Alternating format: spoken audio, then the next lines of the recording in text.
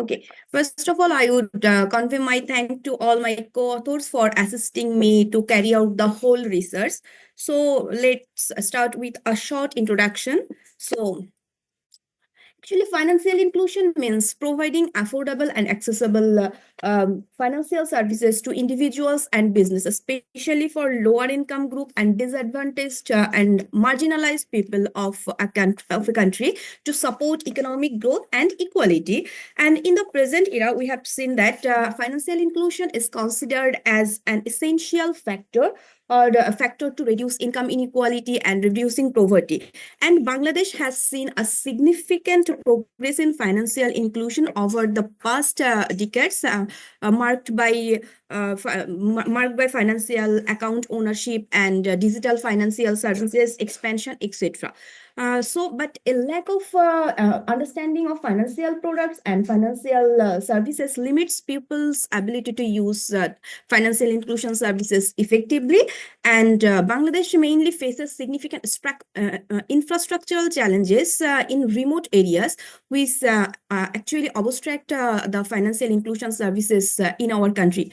So, it is high time to find out actually what factors obstruct and what factors influence Bangladeshi people to avail financial inclusion services. So, thus our research aims to identify the socioeconomic factors and barriers to financial inclusion using global findings dataset.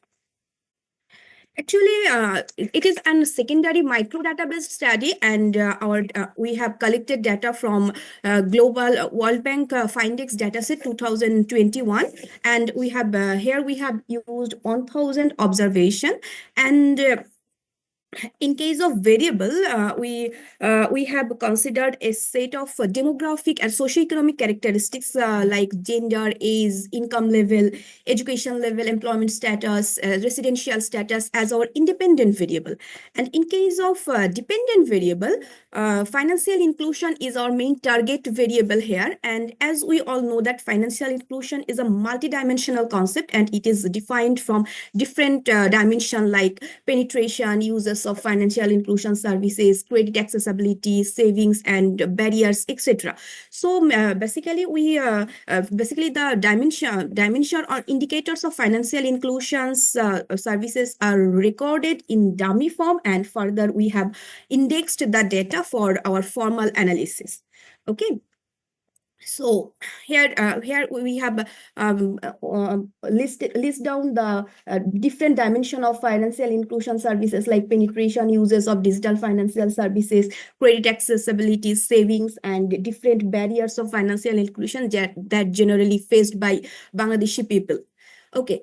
In the calculation procedure of financial inclusion, we mainly used principal component analysis for indexing the financial inclusion value. That is, in PC analysis, we create a financial inclusion index by aggregating all the indicators, and in the calculation process, we mainly use two indexes, and one is unnormalized index and another is normalized index. And in the first case, PCA generates the unnormalized value of financial inclusion, and further we have normalized the value using the equation 1 and use this for our better result or better clarification of our study outcome.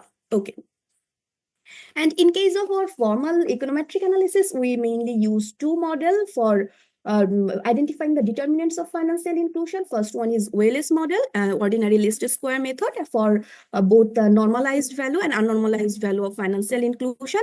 And further we cross-checked the value using the Tobit regression model, as our financial inclusion value has limited range, that we have censored data from 0 to 1. So we thought Tobit regression will better clarify our study outcome. Okay. And in the last section for identifying the barriers to financial inclusion, we have used Logit regression model. And in the previous section, we have seen that there are a total 5 5 major barriers of financial inclusion that have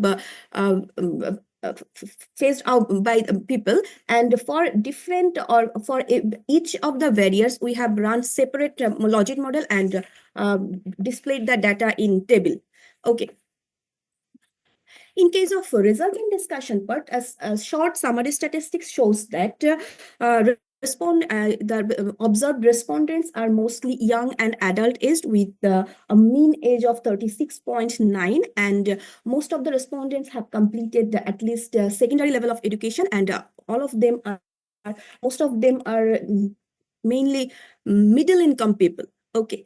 And in the second part, the indicator, there is an overview of financial inclusion indicator in case of Bangladesh, in perspective of Bangladesh. So we have seen that overall the figure shows that in case of financial inclusion service indicators, Bangladesh is still very much backward in using using the financial inclusion services. In case of penetration, that is PN1, we see that only 38% Bangladeshi people have a formal financial account.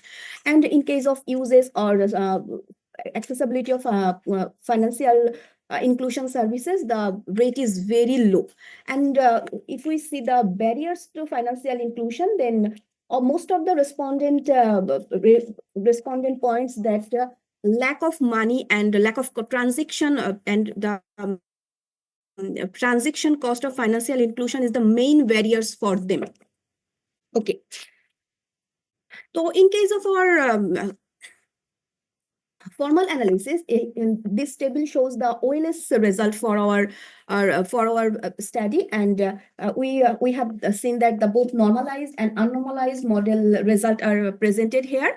And at a glance, we have seen that for both normalized and unnormalized value, the direction of our result is very much consistent and similar. Only the coefficient value differs from each other. So if we intensively shows that, we can see that in both the normalized and unnormalized model, female respondents are less likely to be financially included or included than male.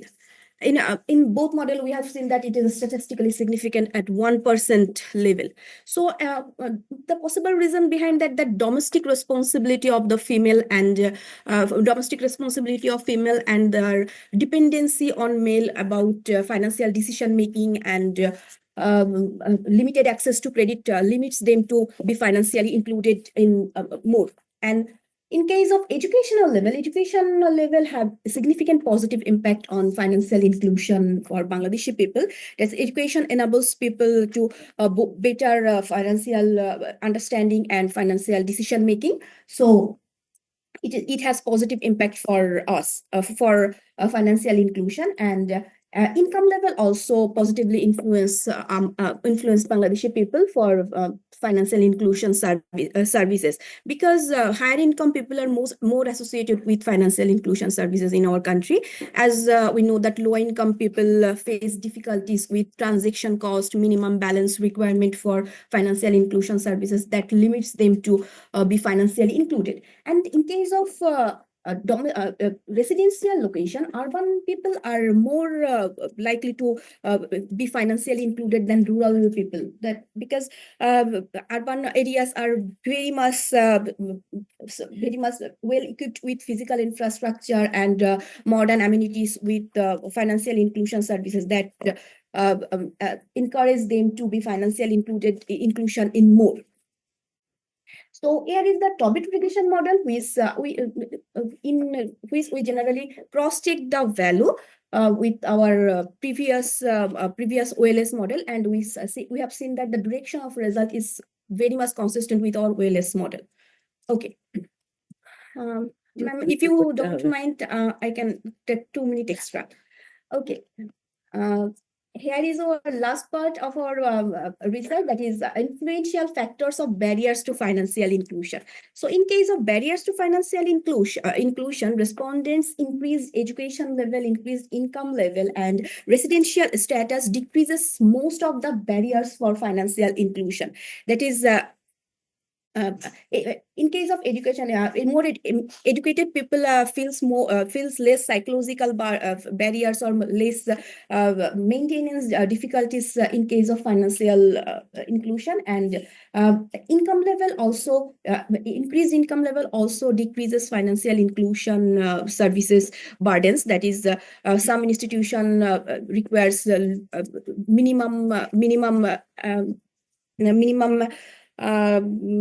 balance or minimum which assess requirement for granting financial loan or etc. So higher income people face less barriers in that case. And in case of age, with growing age, people feel less documentation problem in financial inclusion in Bangladesh.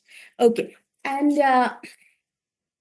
here is our summary of the result. That is, males are more likely to access financial services than males, and education, residential location, income positively influence financial inclusion decision in Bangladesh, and which is consistent our previous study or previous research. In the conclusion, we can say that socioeconomic factors like age, occupation, income, gender, education highly influences people's capacity to obtain financial inclusion. And due to resources scarcity, financial literacy, and structural obstacles like transaction cost, minimum balance requirements prevents lower income people in Bangladesh to be financially included. So after the whole research, we will suggest policymakers and financial institutions to concentrate customized intervention that improve digital and financial literacy to all the people especially in remote areas of Bangladesh, and encourage women empowerment, guarantee fair distribution of financial infrastructure in order to remove those obstacles and advance comprehensive financial inclusion in Bangladesh. Thank you. Thank you, Sharmin Akhtar Kea, who is a lecturer of economics, Ahsanullah University, Science and Technology. Thank you very much. I think the main point that you made, that policy consideration is very high when you want to make financial inclusion really inclusive. I think that's very important, particularly in the case of gender, the way you discussed that, that decision making and other things. And women's domestic responsibility, yes, impairs them. But that's one way of looking at it, and the other way of looking at it is from patriarchy, which actually hinders our participation. Exactly. So yeah, I think so. Very good paper. Our next presenter is Mahtab Uddin, again assistant professor, Department of Economics, University of Dhaka, and research director, SANEM, Bangladesh. And he will be presenting on what factors affect household decision to be a new international migrant household in rural Bangladesh. Evidences from a unique panel data by Mahtab Uddin. Thank you. Thank you. So you have 10 minutes. Thank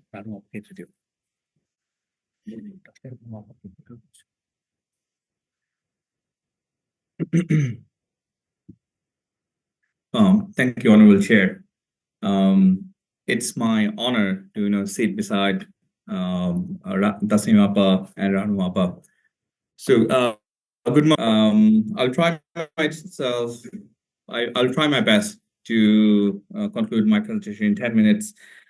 So as you see, the title of my presentation is What Factors Affect Households' Decision to be a New International Migrant Household in Rural Bangladesh, and like evidence from unique panel data. The reason I call it unique because in Bangladesh, we literally have very few panel data set. So it is one of the very few that we have here. So as you know that if you talk about two drivers that led to the development of Bangladesh, one is definitely RMG that we all unanimously agree is remittances. It has been a major driver of our economic growth. So international migration, it was a major livelihood diversification strategy in Bangladesh. between 1976 and 2023, we had sent almost 15 million migrants abroad. But there are many questions with that. The international migration that we see in Bangladesh, it's extremely costly. There's one report by the World Bank in 2017.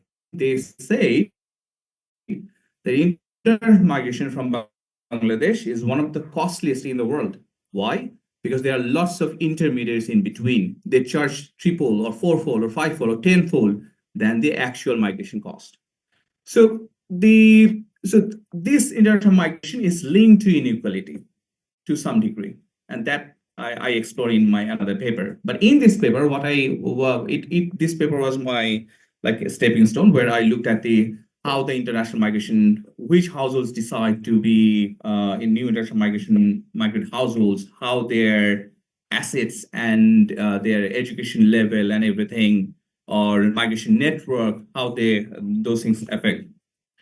So there are very many theories in international migration that says that the migration happen in stages. Like at first, it's only the richer households who migrate, and then the migration costs go down, and then the other households, like from the poorer quantiles, who join the migration process.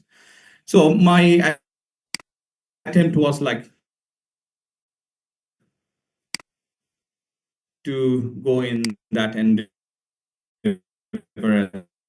as well in member abroad. So I look at economic status, education, migration networks, and other socioeconomic factors, and I use the BIHS dataset. I don't want to the literature because I literally went through my third minute.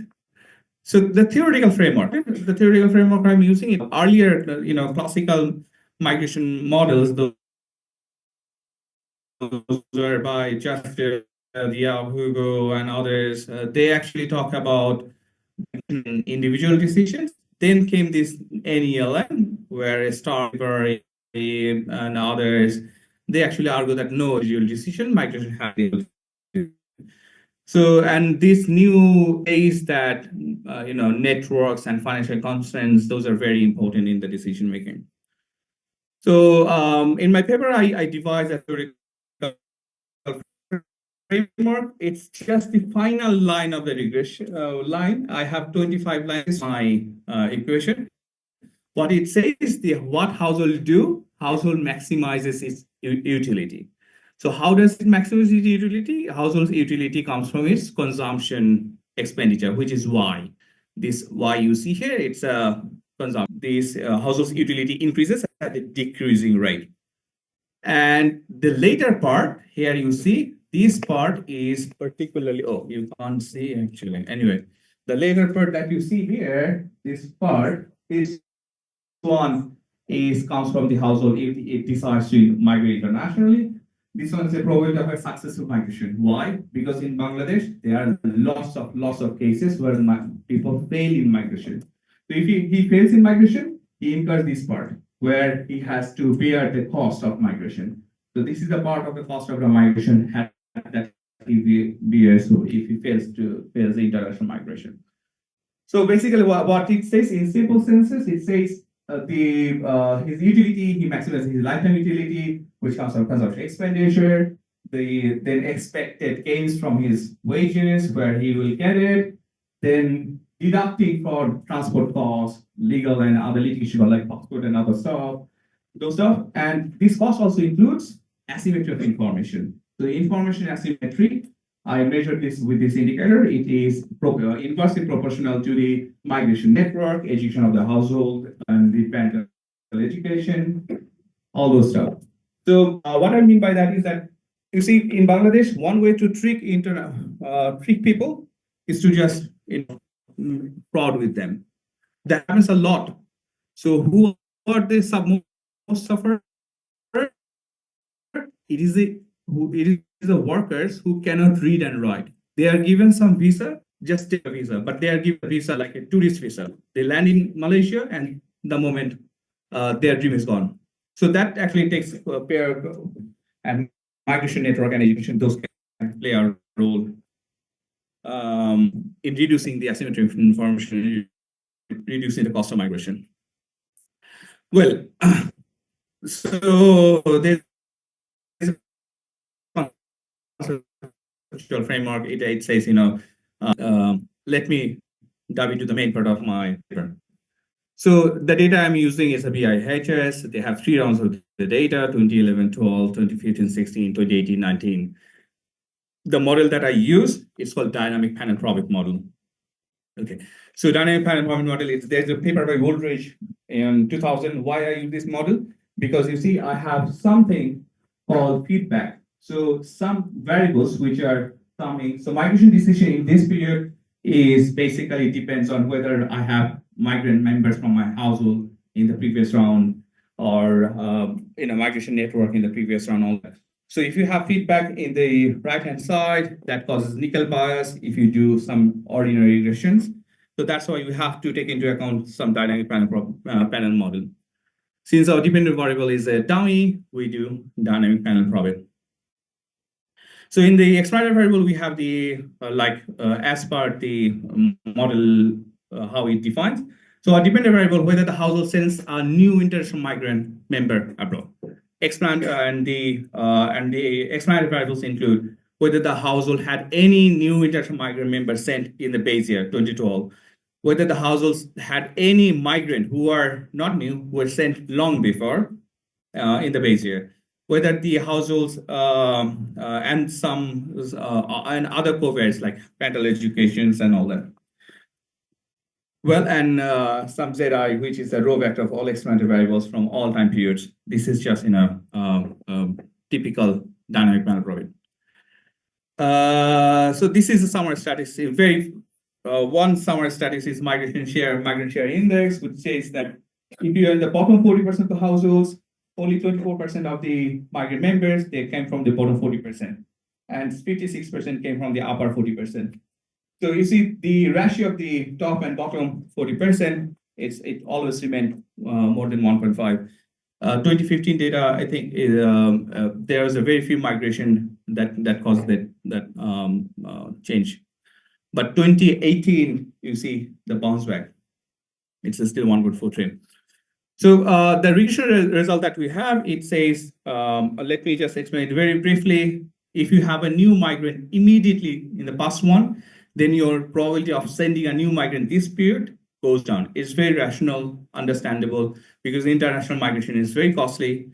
If you just had sent one migrant member in the last period, then it means the probability of sending another migrant, another household member this period goes down. But if you have a migrant in 2012 who was not new, but who was sent, like say 10 or 15 years back, then it increases. Like it increases likelihood that you'll be sending another member abroad. Household head years of education is positively related. And then the highest level of female education, we don't at the household, like adult female education, no relationship. Highest level of adult male education, positive relationship. Working age population in the household, like how many adult members in the household, positively correlated. Then the international migrant network. So this one measures the migrant network, international at the village level. It's positively related, strict, highly significant. If and the international migrant proportion of Bangladeshi, internal migrant. Yeah, just 1 minute and I'll wrap up. So it's negligible correlative. And then this comes the main part of my regression result. So this is the household income deciles. So you'll see for the first 6 deciles, there is no relationship. So if you are from these first 5 or 6 deciles, the probability of being a new migrant, sending a new migrant abroad is 0. But if you are from the upper deciles, it is highly significant. And the coefficient, the magnitude of coefficient, you will see it goes higher and higher. So this shows, if you are from the upper quantile, it leads to more successful international migration decisions. So there are some margins plot which actually shows all this results and supporting this. I should have spent more time here actually. So, but my time is up. What I want to say is that what the international migration that we are seeing right now, it is the reason it is causing inequality because we are not able to lower the migration cost. We have to lower the migration cost. Poorer households from the poorer quantiles migrate easily. So if we can do that, we will be able to reduce the inequality and maybe more prosper to a country. Thank you, Madam Chair. Thank you very much. It's a very solid piece of work in a very short year of time, one has to say. So it's very good. Few things maybe later that it's true that those who have some access to finance and some to other social network, they can migrate, and others have more hindrance in migration. But then again, poor women and those returnally will be important, maybe not in this research, but if you bring it even in the literature review, so that will give a more, other perspective on the issue. So our next presenter is Ashutosh Ghimire. Did I pronounce it right? Yes, that's perfect. Wonderful. Thank you. So he's from Tribhuvan University, Nepal, and he is a student of economics. His presentation is on Dutch disease effects in a remittance economy. So again, we are hearing about remittance and migration. Yes. Yeah. Thank you, Madam Chair. And I'd like to say good morning to everyone, esteemed economists, policymakers, students, and fellow participants alike. I'm Ashutosh Ghimire. I'm a third-year student of economics at Tribhuvan University. And today I'm going to discuss about how remittance dependency can lead to Dutch disease effects in small open economies. The research aims to bridge the gap between traditional Dutch disease theory and modern remittance-driven economies, showing how persistent foreign capital inflows can reshape the labor markets, exchange rates, and economic structures. So, broadly speaking, we're just going to quickly get into the motivation of what prompted this research, and we're going to talk about some of the literature that has been already done and the gaps in it, and we're going to talk about the models and the policy implications that's going to come out of it, and then we're going to end with some on a positive note. So, Dutch disease traditionally has been formalized in Netherlands by Gordon, and it's basically the discovery of natural resources, like oil, gas, and minerals. And it's basically, to sum it up, it's basically the decline of tradable sectors, which causes the appreciation of the real exchange rate. And a couple of examples in the recent times is that we've witnessed an increase of 11.5% in the remittances in the Nepali economy. After the Civil War insurgency, the population who wants to go abroad and earn money to send back home has exploded in Nepal, and now it's a big chunk of the economy. It's a big chunk of the economy, and while it's not directly related to remittances, the Trump second administration has followed through a lot of cuts from the USAID and other various development programs, and many economists and policymakers also predict that these sort of effects mimic and replicate those of the Dutch disease. So Dutch disease, while it's traditionally about resource-rich economies, I have tried to formalize the mechanism of remittances and try to parallel it on how it leads to a Dutch disease-like effects. And there are a lot of work that has been done, and the natural resources boom and the economic pitfalls, which are either short or in the short or long term, has been covered by a variety of papers. And Bjorn Land have basically covered the natural resources of oil in Norway to singular resource booms, and they have been a lot of work on the political correlation, and there are a lot of models on foreign exchange, and there are a lot of models on aid that have like the one studied by the IMF that has created Dutch disease-like effects.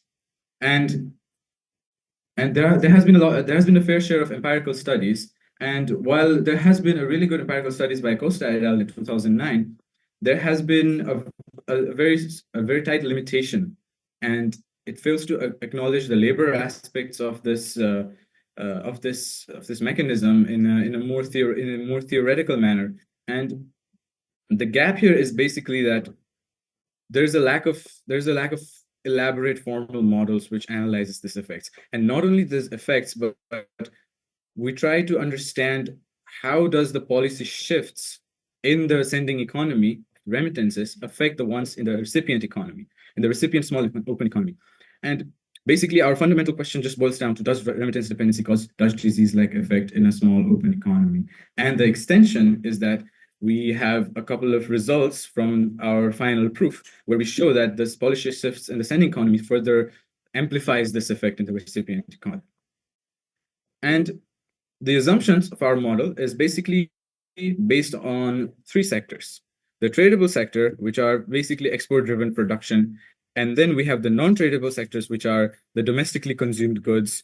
And this includes to the likes of real estate as well, and imports, the goods acquired through remittance-fueled foreign currency. And basically, the remittances, they cause a demand shift, which also causes a price change in the market. And then this causes an appreciation of the real exchange rate. And this sort of boils down to how the labor and capital are reallocated in a variety of sectors.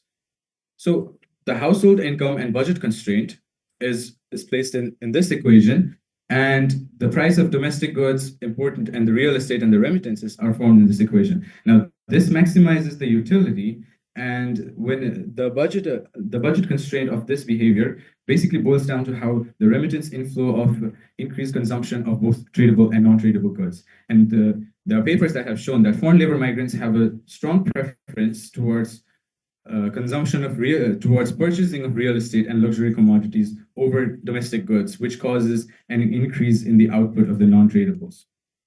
And then there are sectoral output and allocations, where this is the Cobb-Douglas production function with tradable imports, non-tradables, and the rest of them are basically productivity parameters. And the resource constraints are allocated through the capital and labor, which encompasses the both the tradable, the exports, and the non-tradables. And the more capital and labor flows into the sector basically causes the increase in the demand of the non-tradables, and the reallocation that it diminishes resources in tradable sectors and weakens over time.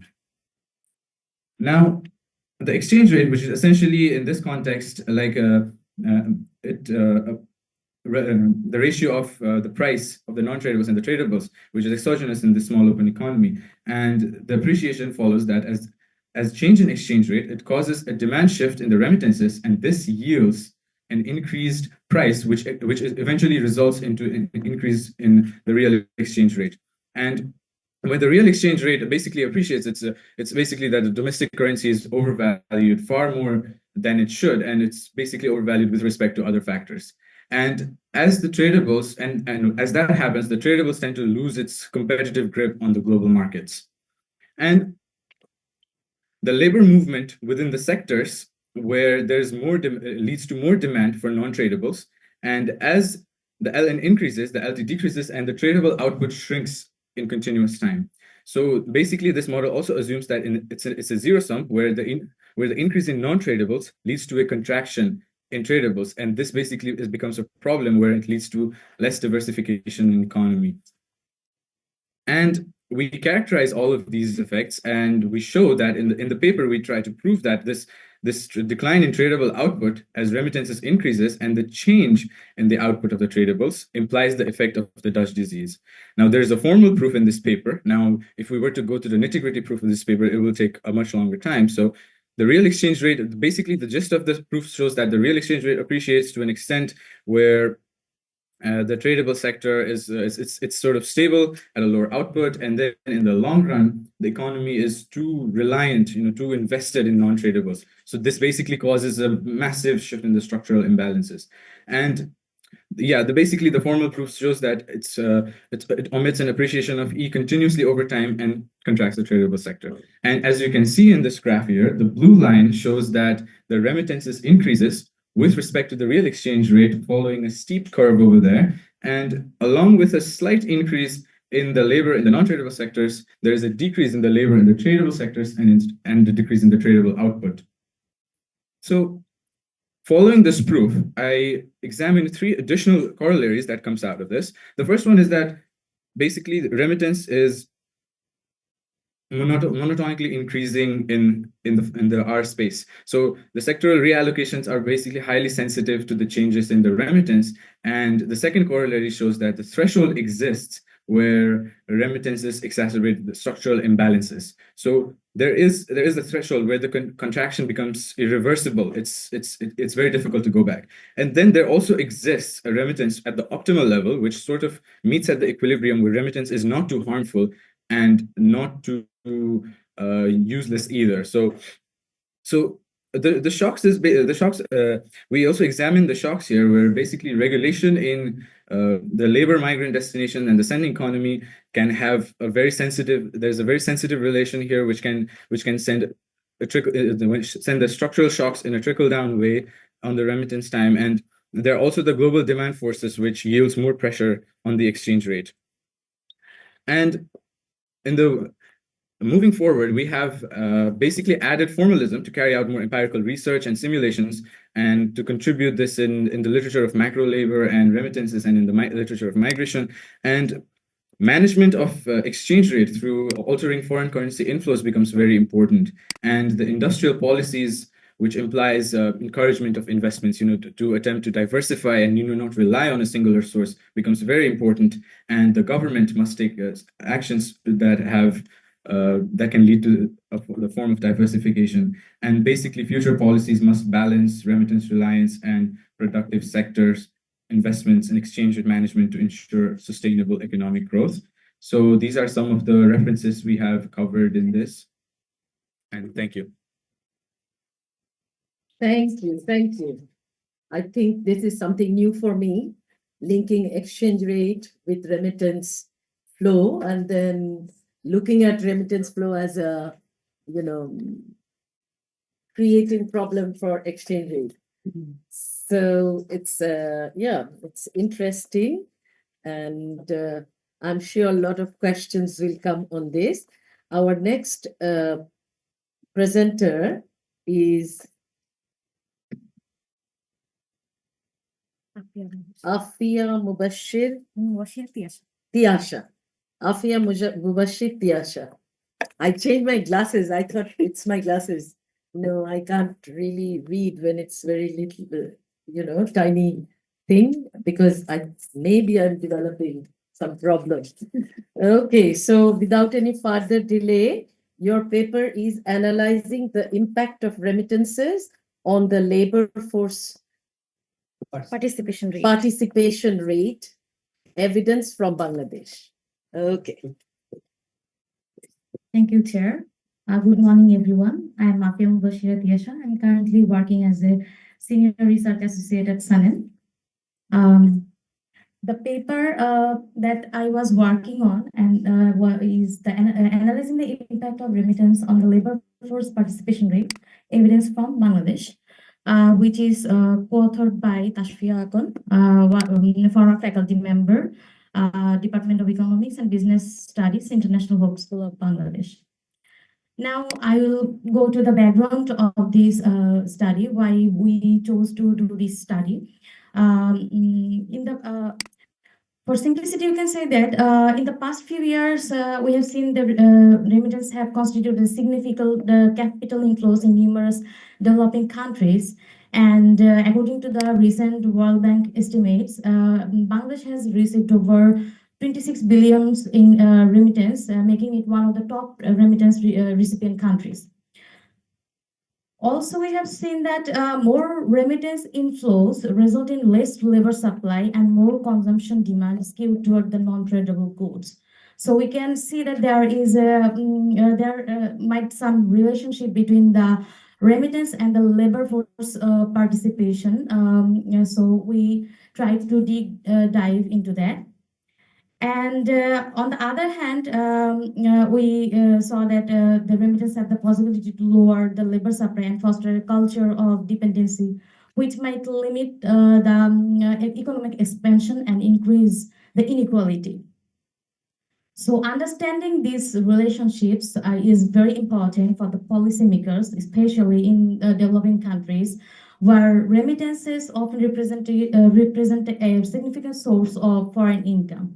So I will now jump into the main objectives of this study, which is to explore the complex dynamics between the variables and their collective impact on the labor force participation rate, with a particular focus on the interaction between exchange rate, remittances, and GDP growth rate. And we will also examine the short-run dynamics as well as the long-run equilibrium relationships among these variables. So we have taken the data from World Bank, World Development Indicators, WDR, and we have taken the data from 1991 to 2022. And we have used labor force participation rate as the dependent variable. And for the independent variables, we have used remittance as the personal remittance as the percentage of GDP, official exchange rate, which is LSU per US dollar period average, and GDP growth rate is annual percentage change in the gross domestic product. We have also taken that as percentage. I will not go through the specification of the model. I will go to the summary statistics. We have seen that there is a great the standard deviation in the exchange rate is much higher than the other variables, and in the correlation matrix, we can see that GDP growth rate doesn't have might not have some relationship with the LFPR. We will see what happens next. So at first, we have in the time series analysis, we first see if the we have performed augmented Dickey Fuller trace for unit root test, and all the variables are not stationary at the level. Then we have we try to examine the whether there is heteroscedasticity. So in our data, there is no heteroscedasticity, and there is no autocorrelation. And according to the according to the FPE, AIC, and HQIC, we can see that our optimal lag length is 4. So then in the Johansson co-interrogation test, we see there is only one co-interrogating relationship among the variables, so the rank is selected 1. And then we performed the Granger causality test that labor force participation rate doesn't cause Granger cause other variables. Remittance doesn't Granger cross other variables, and exchange rate doesn't Granger cross other variables.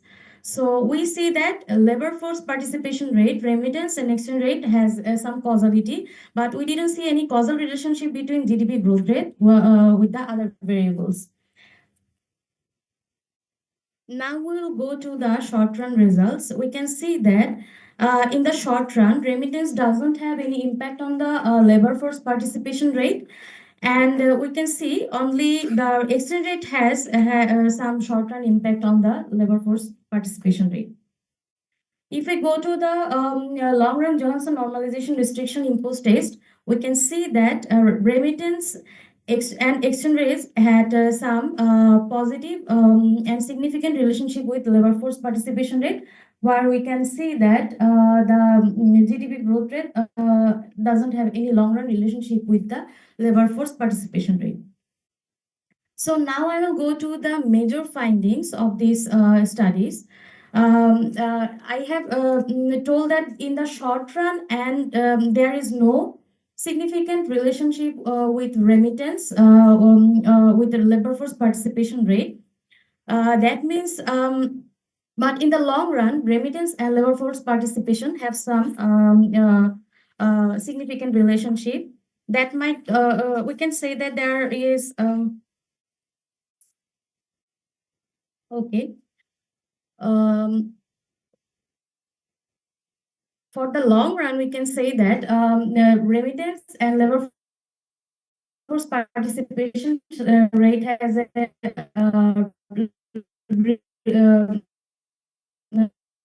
positive and significant relationship. That means period it turns into some productive and productive investment, and that might boost the in the short run and in the long run. Exchange rate has a significant impact on labor force participation rate. So when the we have seen in similar other studies that when the exchange rate depreciate, it sometimes boost the labor force participation rate, but we didn't see any significant impact of GDP growth rate in the labor force participation rate in both in the short run and long run for Bangladesh. That might show that there are some policy level constraint in our country. That's why there is we didn't find any impact of GDP growth rate in the labor force participation rate both in the short run and long run. So to conclude, we could say I can say that the promoting the policy that directly direct remittances towards skill development, entrepreneurship, and local investments to boost labor force participation rate. We need to formulate some policies that can ensure economic growth that translates into job creation, such as labor-friendly regulations, social security for informal workers, and employment incentives for businesses, ensuring economic growth that leads to job creation through social security and labor-friendly regulations for the informal workers and business initiatives. And we need some more policies that will expand the formal labor market, and that will create investment in skill development. That's all from my side. I apologize for any confusion. The in progress paper, we need to check some more robustness test to find some better output. Thank you, Chair, and thank you, everyone. Thank you, Afia. Yes. Hmm? Yeah.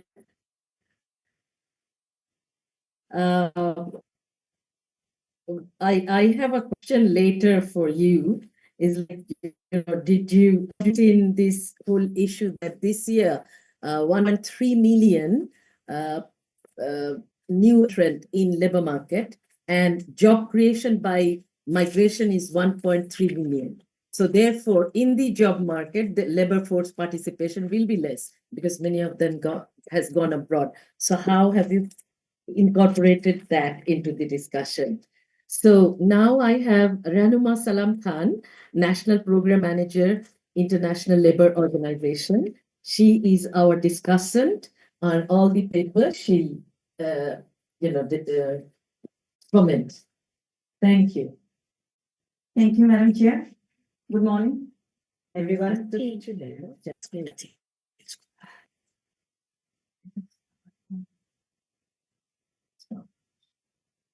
Okay, so I think I have 10 minutes to talk about both papers. First of all, 3 papers are directly related to international migration and remittances, and another one is financial inclusion. But it can be related if you just add a variable of international remittance households. That will be more interesting to see that whether the households with international remittance receipt, they are prone to, the probability of financial inclusion are higher or not.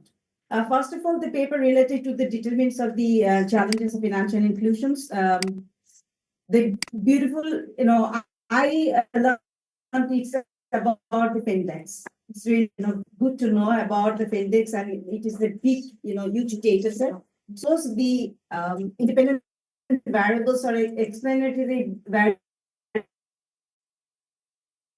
variables used by remittances, and then there are gender, income, urban, and employment. There are very, and I think that you use efficiency I think to recover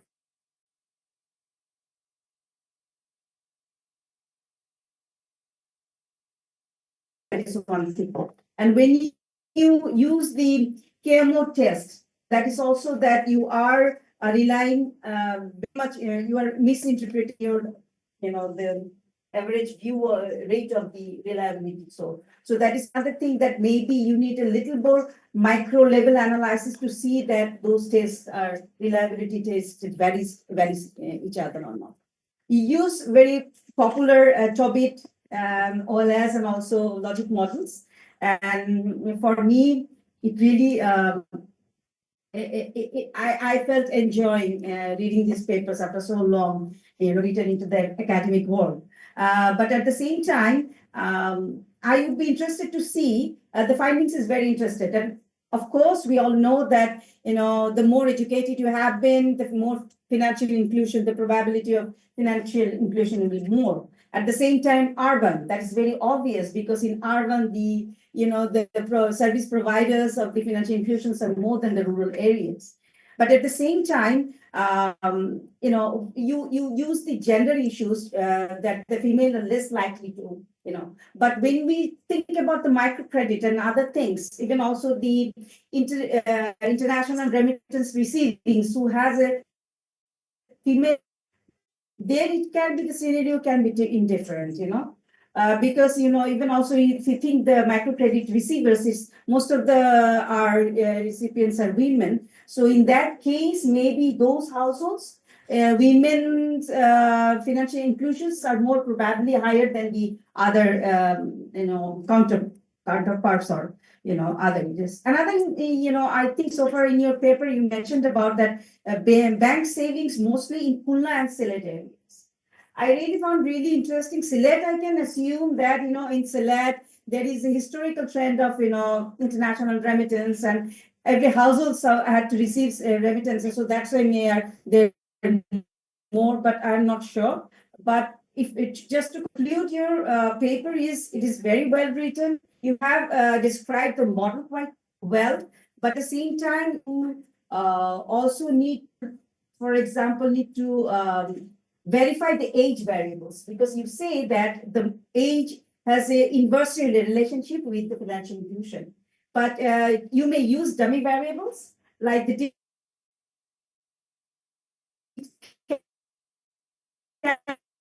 can be a inverse U-shaped that at very young age you were less and the top you're getting all make a recommendation.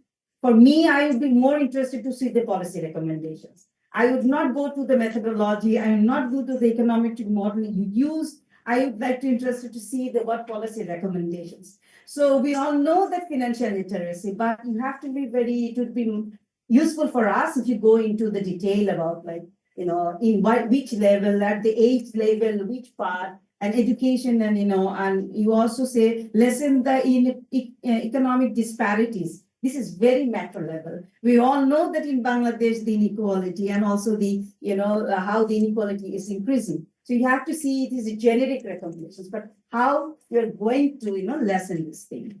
So thank you, and I think your paper is still in a drafting stage, but it did excellently. It's a new. And I would request you because I am working with the migration sector, it would be really excellent to see whether the international remittance households have a different kind of, because they must have some bank accounts and they're very good in MFS. So you can have a different. The second paper related, Madhav, what factors affect households' decisions to be a new?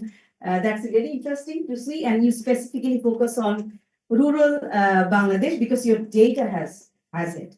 I just wanted to say that you used the NOMAD data 2017 to see the cost of migration is very high. But for your information, I'd like to see that there is a BBS LFS data for 2023-2024, which also included the cost of migration data.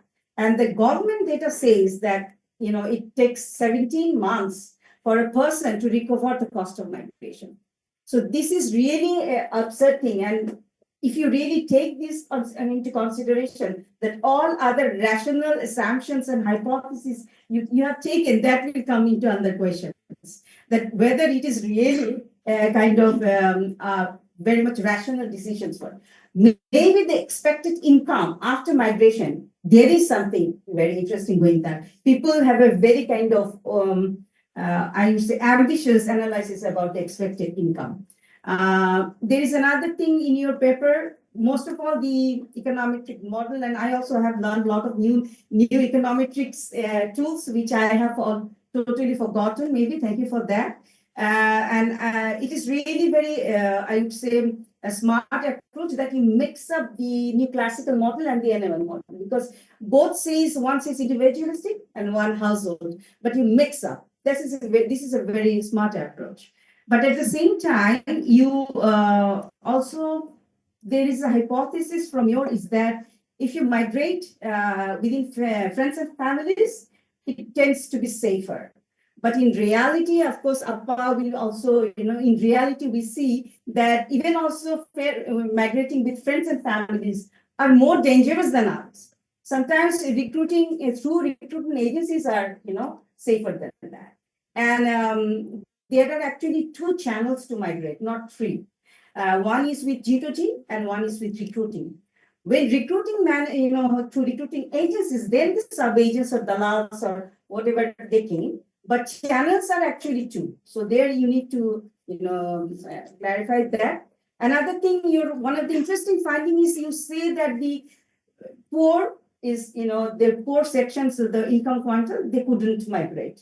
And the richest, it is the high 80 percentage point that they would tend to. And but the data from 2012 to 2018 changing, which means that somehow poor quintiles are, so what could be the, reasons for that? One reason is policy decisions by the government. That is if you consider the gender component here, while the Saudi Arabian market is open for the female migrant workers, and it has zero migration cost almost, and it has also pre-remittances. So for that, that's why maybe it's very low cost migration, and that's why the poor quintiles, because the women who are migrating, they are really from a very poor income quintiles. So that could be one reason. I'm just thinking. And another one is network, and which sometimes something it relates. I was relating with the fourth paper that you said household immediately has a member who migrated. They have a tendency, statistically significant, not to migrate. But who has a kind of a network, there is a high probability to migrate. So households with migrants are also within the village, network is very strong, the probability of migrating. So that really, I would say, goes with Bangladesh empirical evidences. If you see the district of the international migrants, you will find Brahmanbaria, Kumilla, those regions are the highest rate, rate of internal migrant. And those are all, you will see some village called like migrants village or something like that. So those are when you can relate with those empirical findings. Okay, third paper, Dutch disease. It was one of the study also in my work, but I would of course suggest you that this is very interesting and kind of I would say allegations for quite a long period of time that Dutch disease could affect, through remittances. But at the same time, it also nullified the empirical evidences are really it's not has not supported enough for that. But at the same time, I would say you took a very simple, three sectors. It is tradable and non-tradable, and then real estate. Of course, for modeling, that's the thing that we often do. But for example, like in Bangladesh, what we have seen that the most of the utilization, significant portion of utilization of remittances, of course, has gone to household renovations or rates. But another significant portion is to education and health. So if migrant families are investing to health and education, then I think that this is would not affect. And another thing is that it is somehow related to the Veblen effect. I think you have heard about it.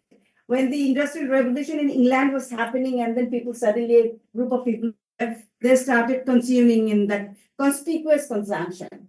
And we often say that migrants are doing this conspicuous consumption, buying these big televisions, also in the Qurbani Eid, they gave this big sacrificing. Point is that you have to see whether that has an economic, effect or not. For example, it is also argued, but if real estate booms, for example, that household renovations, so that will also create employments in the rural areas, because that are creating demands in construction materials and other carpenters, all other things.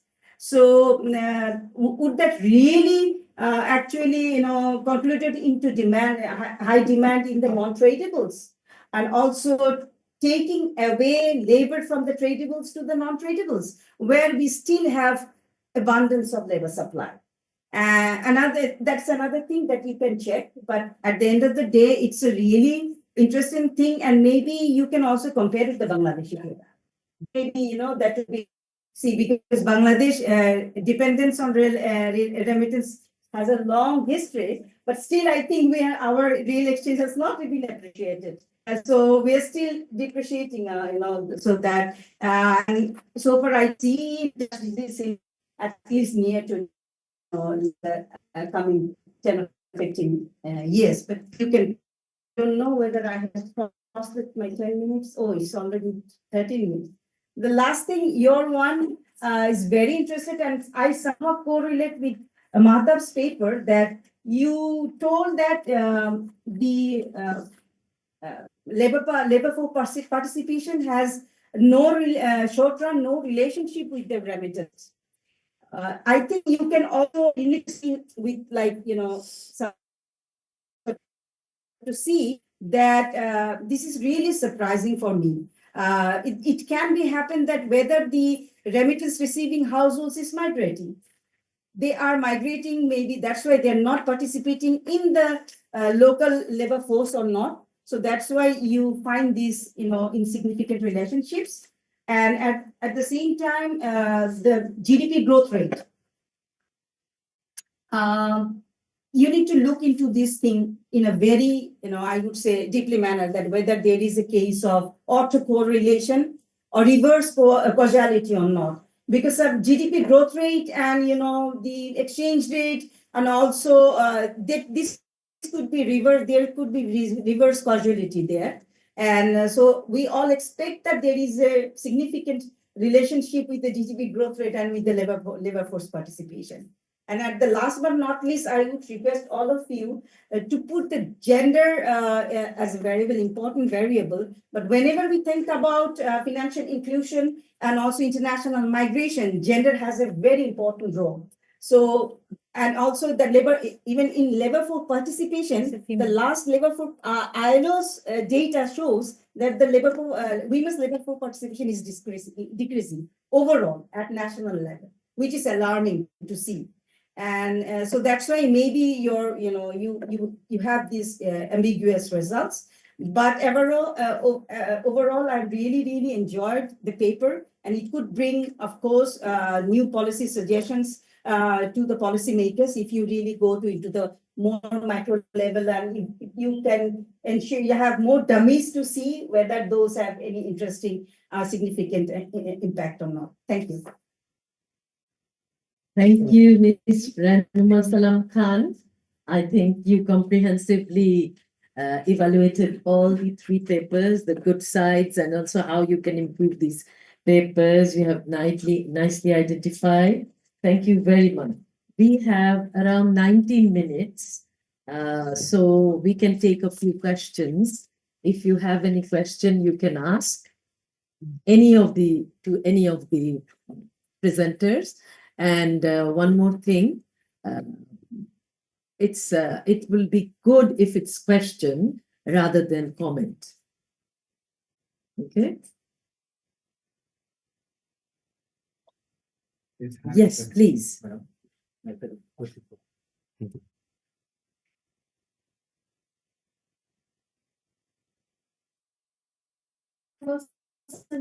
I'm currently a student of economics in University of Dhaka. So my question was to Mahathir sir that I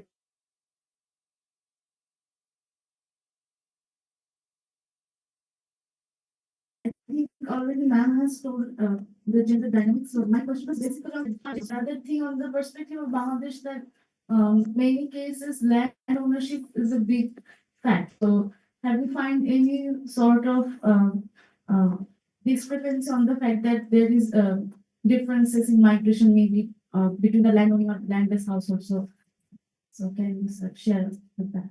Thank you, sir. I'll take a few more questions and then So my question is also from Aftab sir, but I guess others can comment on it too. So in your paper, so you studied migration in, especially in the context of rural families. So like how having one international migrant in the family leads more members to go there. So with more people working abroad, wouldn't local employment, local firms be hurt eventually? And also this extra inflow of remittance would cause our currency to appreciate, which will eventually lead to something like Dutch disease, actually impairing our export sectors. So how can we overcome this? anyone else? Yes. My question is to Mr. Ashutosh. I'm Zain Suba, student of economics from University of Dhaka.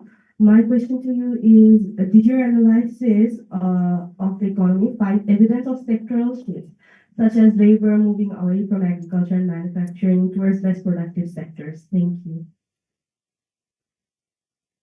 Yeah, we had some more. সব লাল sari পরেছো special নাকি আজকে colour coordinated all red Good. Assalamu alaikum. ভালো লাগছে I'm Shaika Kia. I'm an economics student from Jagannath University. And my question is to Sharmin Akhtar Kia, ma'am. Gender is a prominent factor while making the policy regarding the financial inclusion we know. And you mentioned of female or women in financial inclusion. We usually see many kinds of bima or companies or some of them are giving them loans. And how can you include trans or third gender person in there? And do you think of any probable financial policies, or we know that they're deprived from many human rights and sort of things? And what would be your comment on this? Okay, is there any I can take one more. If not, then I'll go back to our presenters. Yes, please. My question is also to Shamina Takia. Have you considered taking occupation variable for the financial inclusion? Because as we have seen that many of the RMG sector workers were given remuneration through mobile financial system. So that could be an interesting option that which profession or which occupation they will. Thank you for interesting question. Should I proceed? I think I'll proceed from that side. Is there any question for you? If not, then you can. Yeah, there is one, and also if you have anything else to say, within you'll get 1.5 minutes maybe. I won't take that long.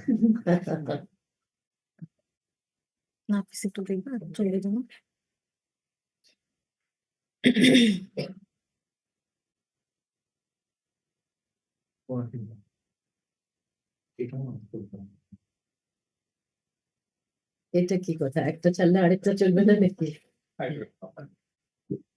অবশ্য শোনা যাচ্ছে এখানে are you recording recording হলে লাগবে but So to address your question, there is some empirical evidence. There is some evidence I have mentioned it in one of my literature review as well that the COSTAS paper usually focuses on Mexican households. So while not exactly relevant to Southeast Asia, but basically what he is trying to show that in regions where there is high remittance inflows, the employment in tradable sectors, they sort of fell, and the non-tradable sectors like real estate and services expanded, like Matt mentioned earlier as well. And I would like to sort of merge that idea with an example which is slightly different from that of Bangladesh, where while I'm trying to make it, as with as much assumptions as possible since it's a theory model, I had kept in mind about the examples of Nepal. So what happens in the case of Nepal is when the remittance money comes back in, the investment in health and education, the education is we have a pattern in our country where a lot of youths are flocking abroad to study. I think it's probably one of the highest rates with respect to population. And when the remittances that was used to it, like to build houses and like it's in every middle class person's dream to own a house someday. What happens is the families tend to they put the houses as a collateral, or they sell their houses to send their kids abroad to study. So that money, in very rare circumstances, manages to stay back. So if you look at the longer trend, the money sort of goes back out again. And another evidence of bubble is a while back I did a very small, simple analysis about some of the highest real estate prices around the world. And if we look at the real estate real estate prices, it's basically cities like Hong Kong and Sydney where it's a lot. But those cities also have a very high levels of minimum wage and the income to sort of have a ratio of those mechanisms. But in the case of Nepal and several other smaller countries, is that the minimum wage is an entirely different problem, and the ones in the domestic economy, they basically have a it's very difficult for them to dream of owning a house someday, because the money that comes back from the rentals, most of them goes into building real estate. And what the preliminary data showed was it would take, let's say, a person in Hong Kong, which I mentioned was one of the most expensive real estate in the world, an average person who is earning minimum wage to afford an average house, to afford an average house. In the case of Nepal, it would take from around 80 to 100 years for a person with minimum wage to afford a house. So there is an evidence of bubble in the housing market as well. Thank you.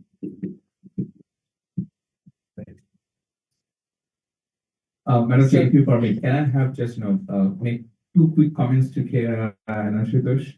If you just 1 minute. Okay, I also have another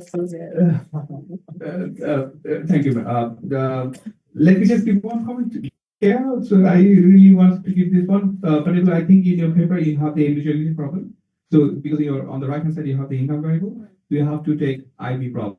It will be better to have that one. Also, you use max mean variable for when you have the when most of your variables are dummy, like 0 and 1.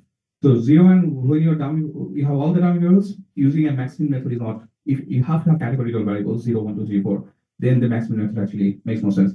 So that's all. So now my time. So the comments.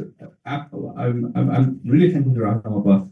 She's as sharp as she was, and I mean, like a fresh PhD graduate. So I mean, so the thing is that the first one is the PPS. I look into it because the time I was doing this paper last year, I guess the data was not available, or I didn't have the time to look at there. So I will look into the data of previous 2022, 2023. And then the migration to the family and frames. Yeah, I thank you so much for that comment. That's very helpful. I really needed that one. I will incorporate that in my paper. Then the regarding your comment on the poor are now getting into the migration channel. There is a fascinating paper by Jones, 1998, where he talked about the stages of migration. Actually, the purpose of my doing this paper was establishing that. Look, in the initial years, it's the poor households who don't get into the channel. As there's more migration, then the migration cost of migration, the asymmetry of information, all those goes down. And the more people from the poorer quantiles you will see, they are migrating abroad. Then the network, that point on the migration network and the how it works in the regional level. Now, the question for gender as an international migration variable. Unfortunately, what is that in most of America of migration, they are actually male migration. Female migration proportion is very low. So what happens when you have a national representative household data, you have very few observations. So I have like 200 observations, 150, 200 observations of female migration, 150 at most, I guess. So what happens with that, you get very low variation. So I tried with that one, but when you do that, there's very few variations. So the results you won't see coming out. So, and then the comment on the land ownership, as you see, one of my right-hand side variable is the household's income deciles. So income decile is highly correlated with land. So there'll be the problem of multiplicity. So I have to choose either land ownership or how much land they own. I tried that one, but since my main major focus is the which income decile that household belongs to, that's why I have to keep that one. So no land ownership for the time being. The last one is the impact of remittances on the exchange rate. I will discuss you during the tea break because that's not part of my paper. And local employment level wages. I'm doing another paper on that, like because I have the data. So like how the international migrant. So what I'm showing there is if the regions where you see more international migrant going out, you will see. I'm showing there is more labor wages going up in those regions. Thank you, Madam Chair. Thank you. Thank you for your questions. Basically, our study is based on secondary data from findings, global findings data set. And in the secondary data, our gender variable or occupational variable is recorded in the dummy form, that is male or female, and occupational status is recorded as employed or not employed. If you want to incorporate a third gender or other occupational category, then primary level study is applicable for this in this case. But in case of secondary data, we have limitations for this data. Yes, your turn. I would like to thank our Honorable Chair for the insightful comments. And yes, the result, I do agree with your concern that there is no significant relationship both in the short and long term with labor force participation rate with the GDP growth rate. I will keep that in mind. And for the heteroscedasticity, multicollinearity, and autocorrelation, we found that there is no heteroscedasticity, no autocorrelation, and no multicollinearity. But the problem is our data in some of the variables, one or two variables is not normally distributed. So when we will polish this paper, we will keep that in mind. And thank you. Thank you, thank you.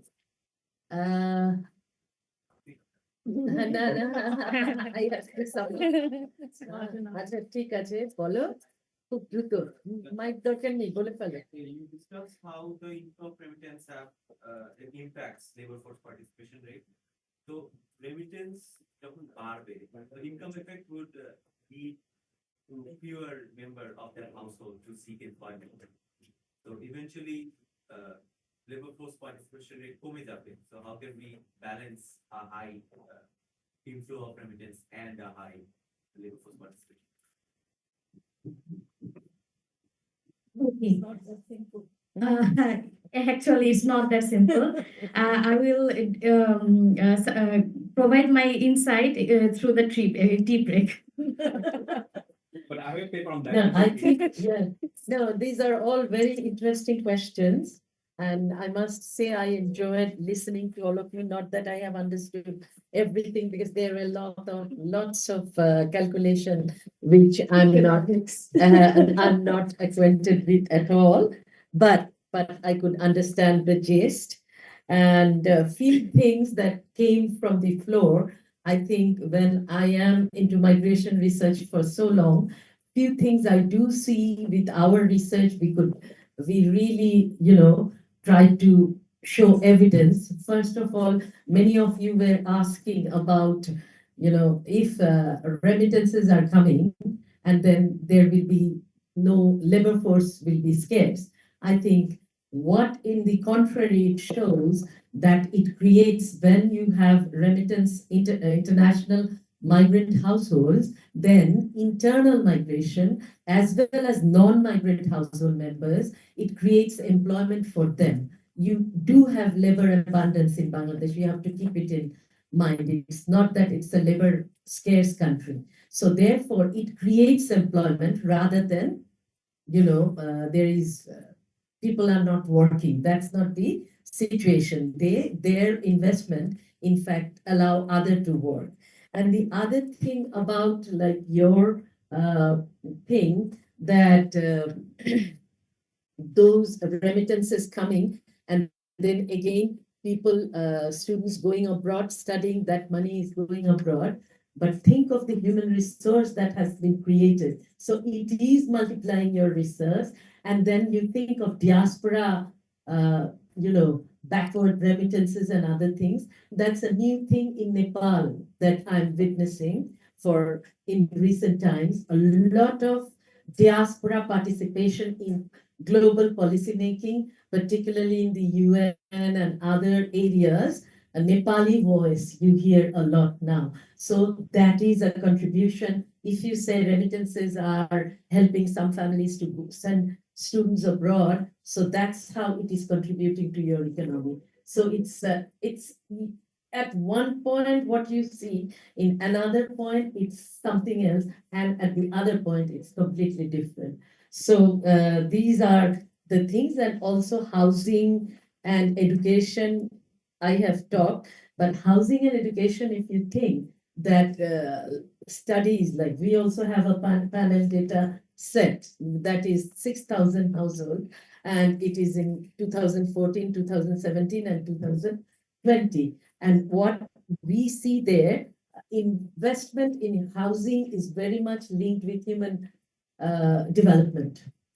So better hygiene, better sort of environment, and better aspiration to participate. So those things are, so what it's the Western, I would say, outlook, looking at investment in housing or in education, not giving that much importance. I would say it's a Western kind of notion. But from our perspective, these are very important investments, and multiplier effect of the economy.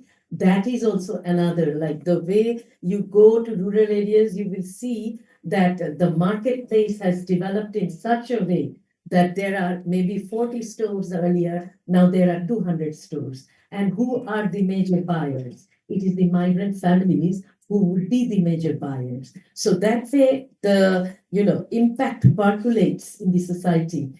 Community level development activities, these are all linked with not only direct remittance and remittance using households, it's are linked with so many different multiplier institutions. No?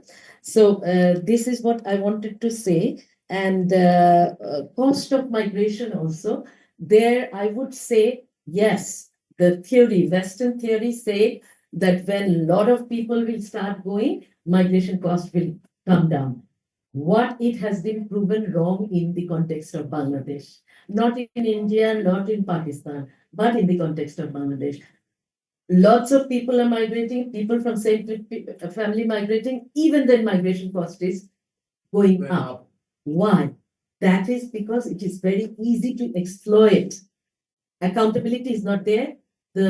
What I have discussed in the white paper, that where that these are the three collusion of interest of policymakers, then private sector, and bureaucrats. That has created a situation which, even though in such a high price, that people are ready to go and they are benefiting. This group is benefiting and nothing is changing. And why people can migrate? Then access to credit, access to those things are also, even poorest of the poor, if you are migrating, then you can ask for money. and money lenders will give you money. So even the poorest of the poor are migrating, and they are the one I would say migrating more, because those who are skilled, they are not migrating because they cannot be exploited. So it's a completely different situation in Bangladesh. So I'll stop here and I'll thank all of you for listening to this whole migration, development, remittance, this issue. And I would like to thank all the presenters for their wonderful presentation and very thought-provoking look into it, particularly a third-year student of university.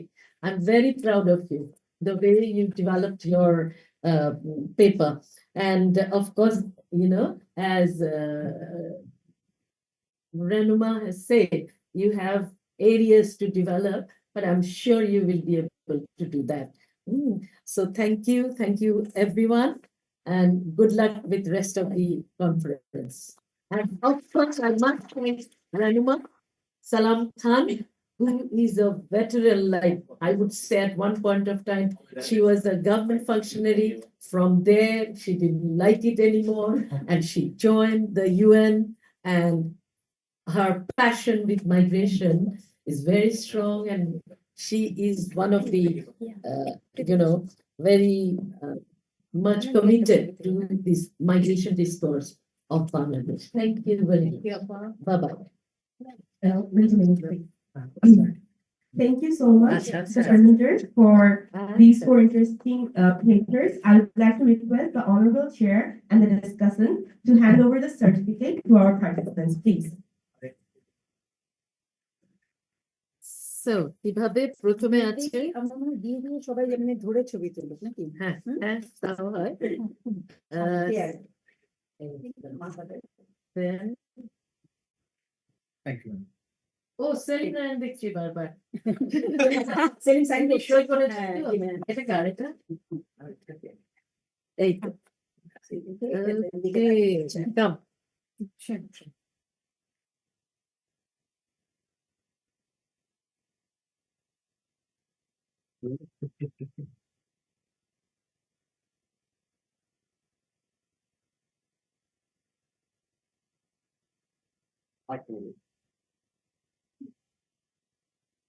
Thank you.